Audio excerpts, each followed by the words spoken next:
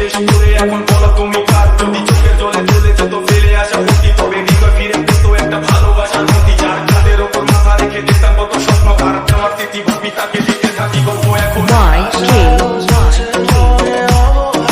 Production present.